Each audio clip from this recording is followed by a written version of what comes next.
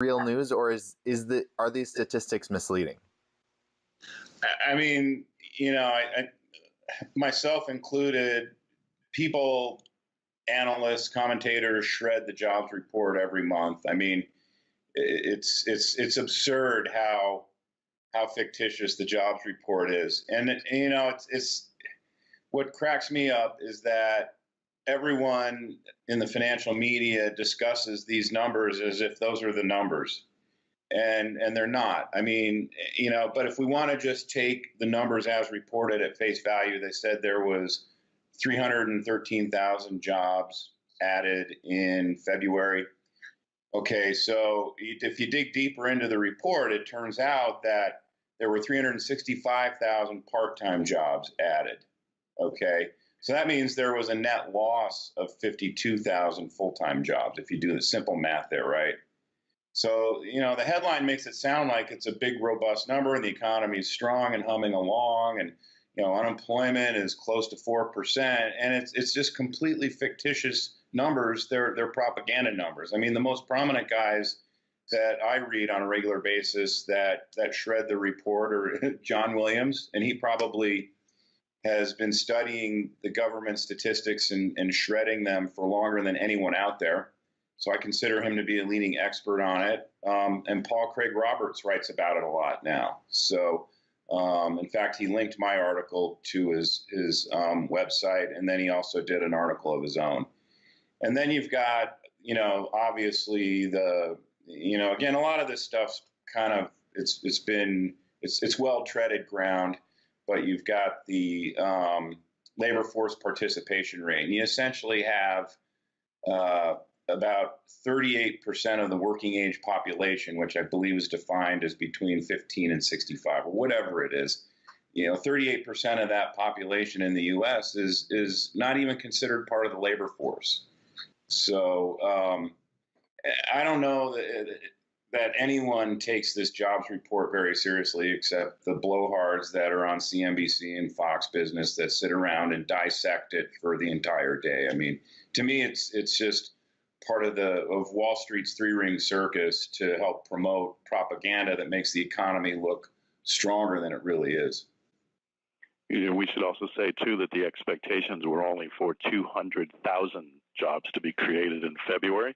Those expectations were as low as they are because of the prevailing trend. And then when the BLS likes to massage the political and market expectation understanding of what our labor force conditions are, it's very easy for them to just focus on the part-time growth of jobs that have flooded our economy and replaced longer-term solid jobs. I mean, our economy has been largely hollowed out over the period since the 2008-9 crash, and Obamacare amplified that. I'm looking at the Fred chart there, and it literally shows 66% when the crisis began in 2008, and now it's supposed to be down at 63%. And, just a steady, slow slide downwards. But nobody, in average people, they just don't have the time to go into the data to find out they're being lied to, essentially. They don't, they just don't. And this lie just keeps getting beat over and over and over, and we have to sit here and refute this every week. It's kind of annoying, but that's just kind of the way it is when you're dealing with propaganda.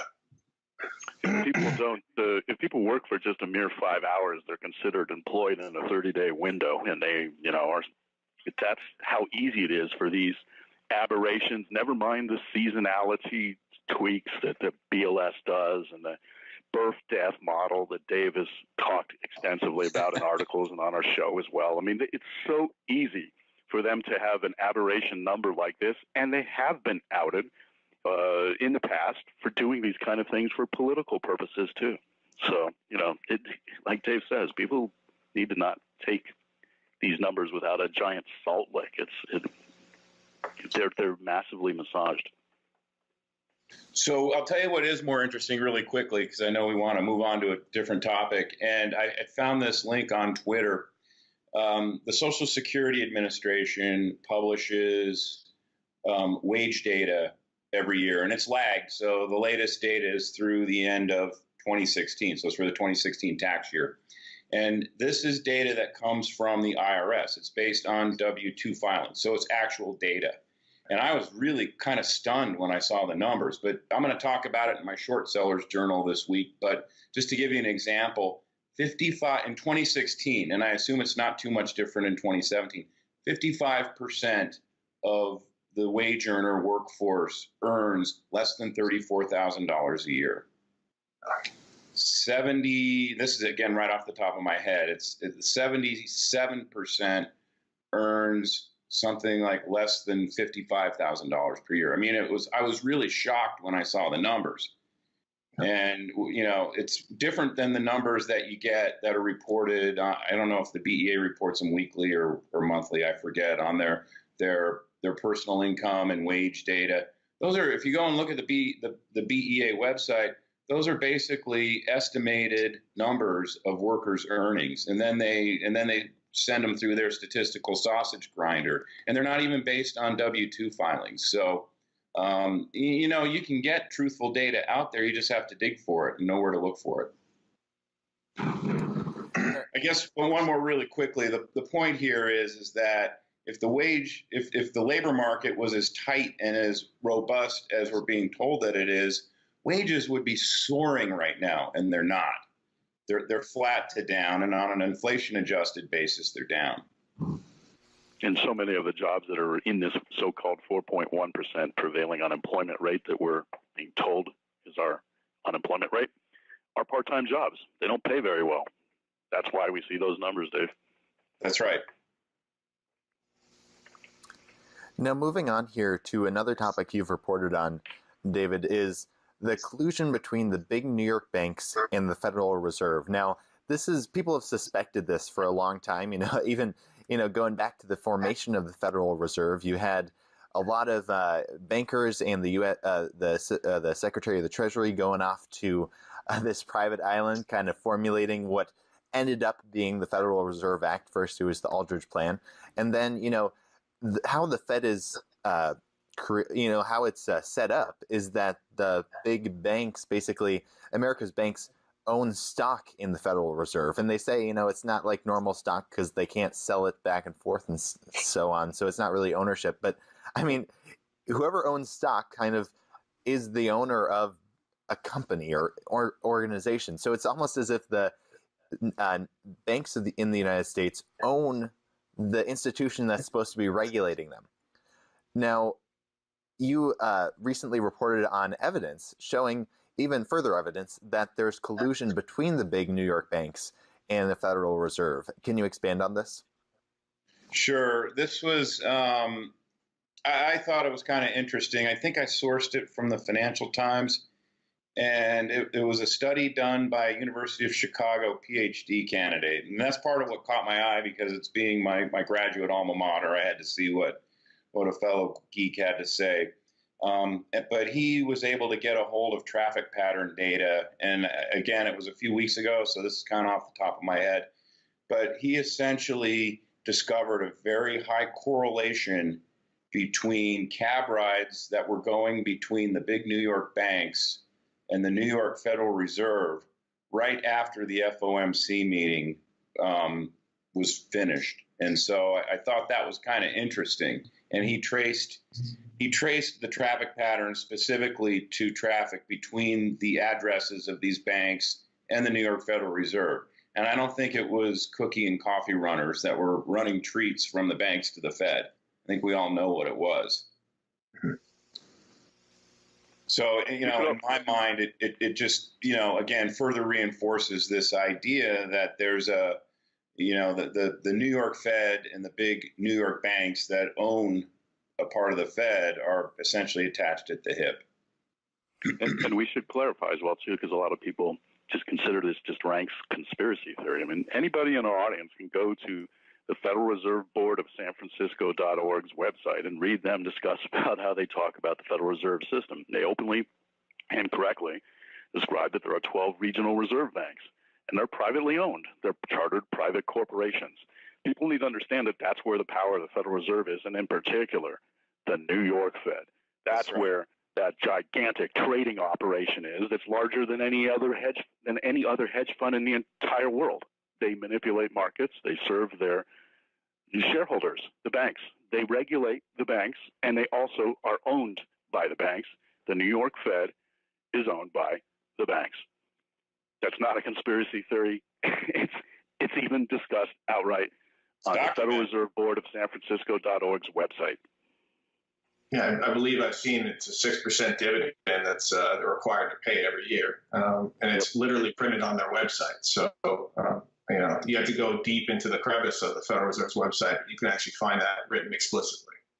Yeah, I mean they make the argument that it's interest return to the Treasury and all this stuff, but the reality is that we have an organization that regulates banks that also is partly owned by the bank as a hybrid of a public-private corporation.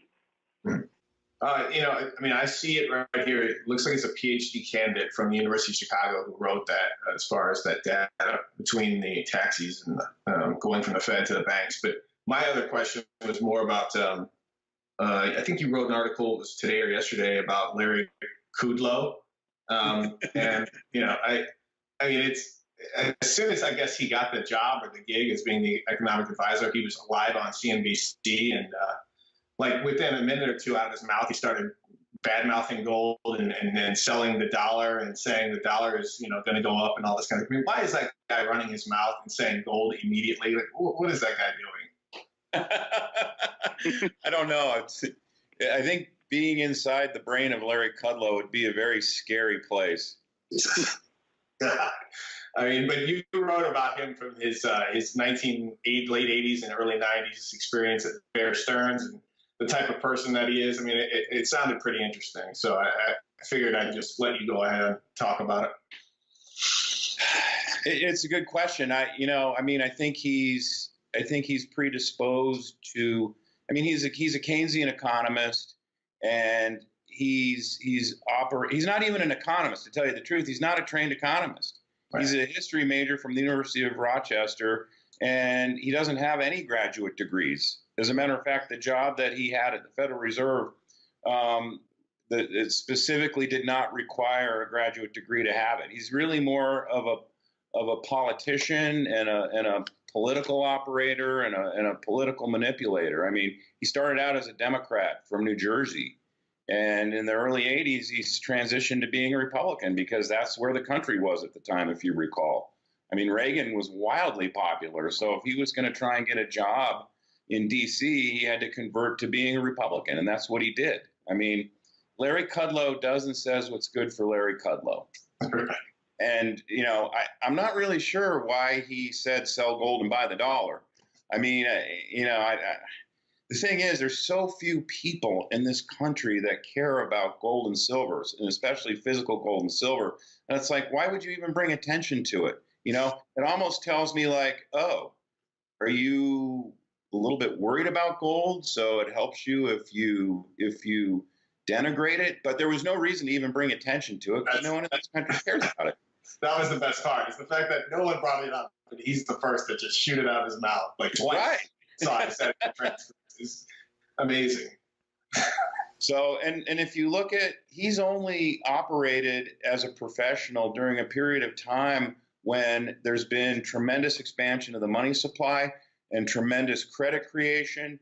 And, interest rates from his time at Bear until now, interest rates have gone from, 15% down to 1.5%, and actually close to zero at one point. So, he only knows how to operate and analyze a system in which money is being printed, interest rates are low, and there's Federal Reserve intervention in the financial markets. And other than that, he couldn't think his way out of a paper bag. Now, before we let you go, David, if you could give our viewers an update on the precious metal markets this week.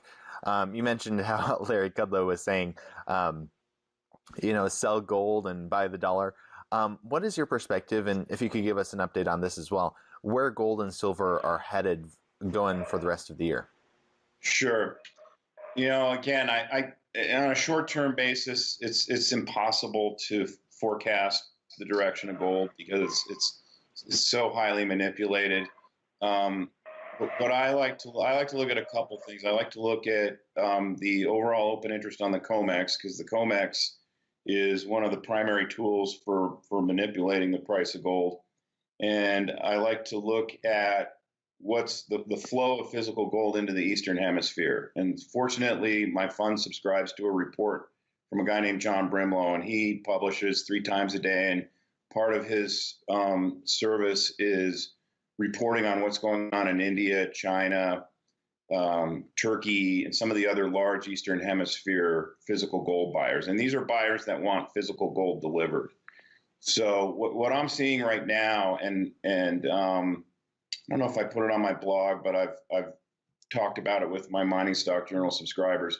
The open interest right now is at the, it cycles between going very high and very low, and it cycles between the banks being very net short and the hedge funds being long, and then that's when the open interest is high, and then it reverses course while they're taking the price of gold down, and it's been that way for. I've been following the COMEX open interest specifically for about 15 years, and that's the pattern. So right now we're kind of at the high end of the range in terms of the overall open interest. And I'm talking about gold because the positioning of the banks is a little bit different in silver, although it's not as bullish as it's been purported to be, at least at this point. It is getting bullish, though. But at any rate, the net short position of the banks, per the COT report, is still very, very at an extremely high level. And I would assume that through Tuesday, because the open interest popped up quite a bit on Tuesday, I would assume today in the report we'll see an even higher net concentration in net shorts in the banks and a higher net long concentration in the hedge funds. And that's typically precedes a price takedown. Now, gold's been going sideways now for quite a while, and the open interest has been bouncing kind of between the high 490s and where I think it was around 543 as of yesterday, 543,000 contracts, plus or minus a few. I'm still expecting one more quick washout in the price of gold. Now, it might actually be a violent one. We might see gold go below 1,300. We'll probably see silver go below 16, depending on what the stock market's also doing, because silver's also been correlated to a degree with the stock market recently. And then I think we're probably going to head higher. I mean, we're kind of in a little bit of a lull period for India, but they'll have a seasonal buying period that kicks in that goes through, I think, May or early June. And China's just been a steady importer of physical gold week after week. And I see these numbers on a daily basis in the Brimlow report. And interestingly, Turkey has become one of the most prominent importers of gold this year. I mean, they've been importing a record amount of gold in the last year, and it's continued into this year. And I don't know the numbers off the top of my head, and I just looked at them this morning, but they're continuing to buy a lot of gold. I wouldn't be surprised if they're one of the top 5 gold importers in the world this year. So I do think that ultimately we're seeing demand from in the physical market from the Eastern Hemisphere make it harder for the New York banks and the London-based banks to push gold and silver lower. And one more interesting thing I just wanted to mention, and it's if you look at I'm sure it's the same way if you look at a chart of the Huey index, but if you look at a chart of the GDX index, I mean, the mining stocks have been kind of going sideways now since the beginning of 2017, really. I mean, they've been kind of cycling in a sideways channel, and we're right at the bottom of that channel. Now, a technician would probably look at that and say, well, it could go off a cliff or it could move back higher. But I guess the reason why I think it's interesting is we've had a move lower in gold of about 40 or 50 bucks recently. And the mining stocks really haven't gone anywhere. So I do think if we get this hit that I'm looking for in the next week or two in gold, and it may coincide with the FOMC meeting next week, the hit in gold that I'm looking for, I'm not sure the mining stocks are going to get hit that badly. And if they do, and if you're bullish on the sector, you need to buy that hit because I think you'll be rewarded. Those are great points, Dave. I want to amplify on that a bit, too. We hit our peak on gold this year when our Treasury Secretary was in Davos making comments about how it was a good thing for the dollar to fall. It was back in January. that also was when the miners peaked out, and then all of a sudden they started crashing a heck of a lot faster at a faster rate, expressing a shift in sentiment with gold falling. And then gold kind of went sideways, like Dave is speaking of right now, and the miners reflected a heck of a lot more pain in advance. That does support what Dave is speaking of. But if we fast forward into his analysis of, the open interest in this whole wash, rinse, repeat cycle that we've talked about ad nauseum for years now, the whole jobs report last week, the setting of a stage of expectations with 4.1% unemployment rate propaganda all sets the stage for the FOMC meeting to continue on with more bullish discussion about, the effort that the Federal Reserve is trying to do to normalize their balance sheet and do a reverse of QE. So, the stage is set for possibly some pretty significant turmoil in the price of gold and silver's market. And I'd agree as well, too. This is, we can't continue on in the way that we have with our markets being as artificial as they have been for now pushing 10 years. And corrections are normal. We're going to see more corrections in the equity market later this year, just like we saw earlier this year. And if there is a big or even a medium hit, I'd see that as a buying opportunity, and I intend to exploit it after the FOMC meeting coming up. Totally agree. I was going to just make one point. I tweeted out today. I was looking at 2-year rolling data of intraday average price movements for gold, just the last 2 years rolling. And it looks like it's looking similar to like the 2009 to 2013 scenario where the London gold fix was obviously being front run, and they were, traders were front running it, and the price would drop in the AM fix, and then it would go to, drop again at the PM fix and dwindle down to the end of Globex, New York Globex close at around 6 p.m. New York Eastern time. And that same pattern is appearing now. It's been appearing for the last 2 years as well. And, it looks like when gold is going sideways or trending lower, that is exactly what's happening. The only difference between now and then is that the price now is going in the morning. It's going up a little bit ahead of the London AM fix, and then it dawdles down the rest of the day all the way to the end of Globex. So if we're going sideways, say for the next few months, and you're looking for times to be buying your bullion, usually around 6 p.m. Eastern, that's the end of when Globex ends, that's probably the right time to be buying based on the last 2 years, the way that the price data has been rolling. It's just an FYI to people. 6 p.m. Eastern, New York time. If gold is going sideways or down, that's probably the right time to be buying. All right. Well, Dave Kranzler, thank you so much for joining us today. Before we let you go, did you want to share with the viewers where they can find you online and any last thoughts you'd like to add? Sure. My blog is Investment Research Dynamics at investmentresearchdynamics.com. And at the top of that, there's 2 links where you can find information about my mining stock journal and my short sellers journal. And, again, if I'm going to reiterate anything, it's don't, if we get the big smack that I'm looking for in gold,